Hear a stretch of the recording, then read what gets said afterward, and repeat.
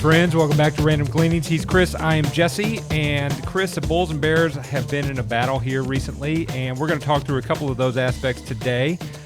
We've got to look at earnings as we're mostly through that. We've got to look at kind of a low volatility, which fall on the bull side of things, and then we're going to look a little bit at one bear case, followed by a look at if you believe, and I think Fed Futures says this, that the Fed is done raising rates. How have the various asset classes acted? And we're looking specifically at bonds today. Right. So let's start with our friends at Longbow who shared a headline, same story, just louder. You've got the Bulls, 4 pieces for the Bulls, first quarter earnings and guidance. Fed pause expected. We think we just maybe got the last interest rate increase. Corporate buyback window opening, VIX in a sweet spot, right? Yep. And so let's talk about those aspects first before we get kind of into the bear case. So earnings to this point, as of yesterday, 87% of companies have reported. About 3/4 of them have beaten their numbers, and that's good, right? It is good. But I've set goals before and told my wife, I intend to lose 2 pounds and think that I can actually lose 5. And sure enough, I lose 5 and she's impressed. But and I think that there's an analogy there because that is what we've seen happen with earnings expectations coming into this quarter. Right. Over the last year, earnings estimates have been brought down by analysts, and ultimately, to bring them down and then beat them is, that's kind of, lower the hurdle. Let me lower the hurdle and then tell everyone how great I am by beating earnings. Meanwhile, volatility has been exceptionally low. This is about a week ago. It's picked up a tad since then.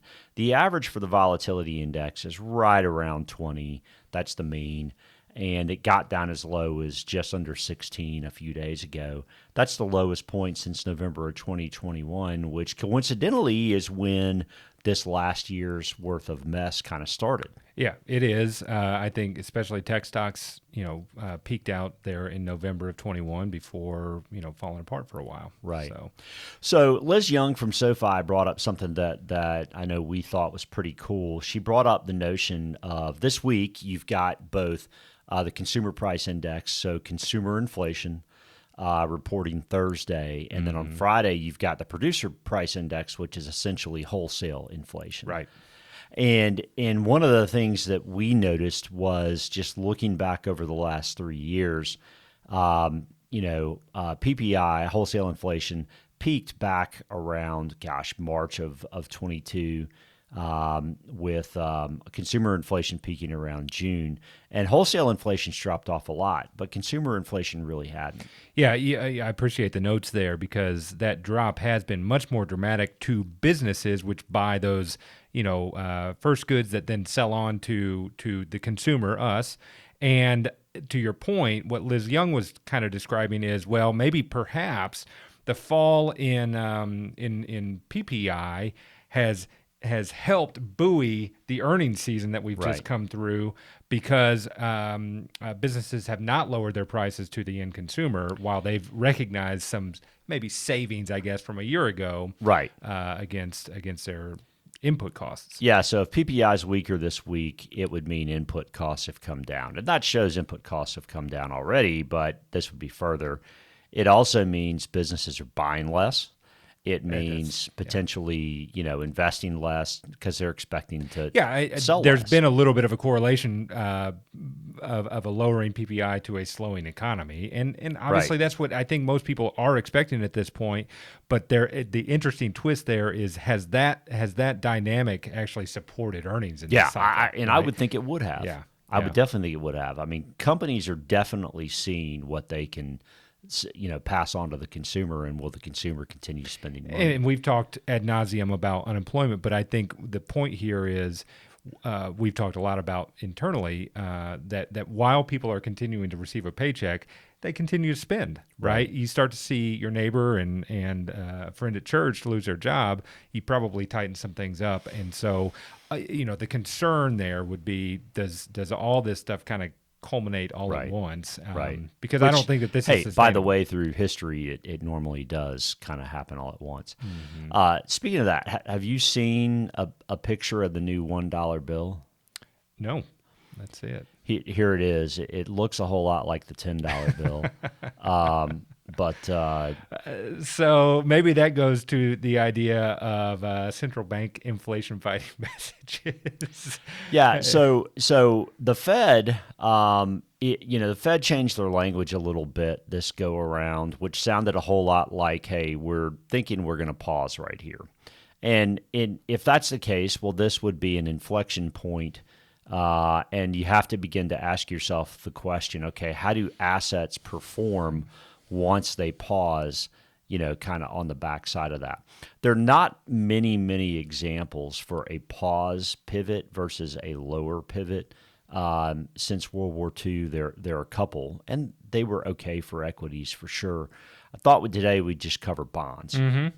Yeah. So this chart here, I think you said from PIMCO, really drew my eye because I think in examining this cycle versus past cycles back to 1950, things are working out at least very much directionally in the same manner, right? Yeah. So, I mean, if you look at last year, 12, 16, 20 months back, I mean, yes, bonds are negative during that time period relative to cash, which is what the red bars show on the screen.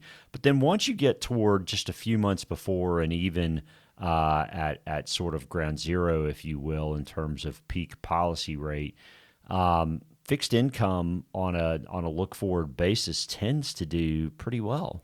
And the at least for me, the ramifications of that generally mean that the Fed policy has done what it's intended to do, which is put pressure on the economy, right? And so people flee to the safety of bonds and they start to perform. And I think that's what we're at least seeing to this point. We're not sure that we're at peak policy. Yeah, we don't know that, but I mean, it seems to be consensus thought that we are, and Jay Powell kind of seemed to reference it in such a way this last go around. So this next graphic is from PIMCO as well, but I think it's pretty interesting. Short, intermediate, long government bonds.